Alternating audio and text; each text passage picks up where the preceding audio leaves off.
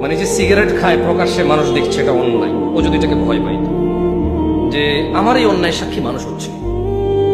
ওই যে দোকানে অটোতে রিক্সায় কোনার দোকানে গান বাজনা গায়ে হলুদে চালাই দিছে, ওই যে চালাচ্ছে সে যদি ভয় পাইতো যে আমার এই অন্যায়ের সাক্ষী মানুষ হচ্ছে, ওই যে মেয়েটা বোরখা ছাড়া হাঁটছে ও যদি ভয় পাইতো যে আমাকে সবাই দেখছে, আমার অন্যায় সবাই সাক্ষী হচ্ছে,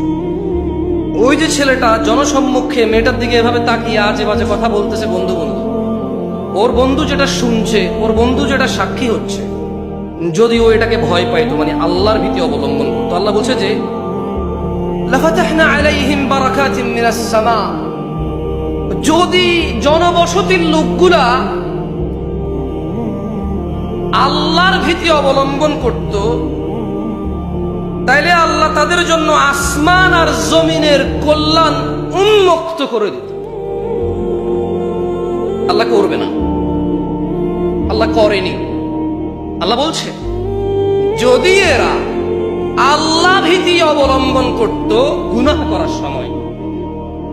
যদি এরা ঘুমের সময় আল্লাহ ভীতি অবলম্বন করত যে ফজরে যেতে হবে, ঘুমানো যাবে না, স্ত্রী সহবাসের পরে যদি এরা আল্লাহ ভীতি অবলম্বন করত যে আজান হয়েছে মানুষ দেখবে গোসল করতেছি, কি আসে যে আমি বিয়ে করছি আমার বউ আমি থাকবো এটা সবাই জানে, এখন গোসল লজ্জা কোথায়, গোসল করো ভাই নামাজে যাও, ওখানে যদি আল্লাহ ভীতি করত, এই যে লোকটা দাড়ি কাটছে, এ দোকান ভর্তি লোক এই আল্লাহ রাসূলের সুন্নাতটা কেটে ফেলতেছে, সবাই সাক্ষী,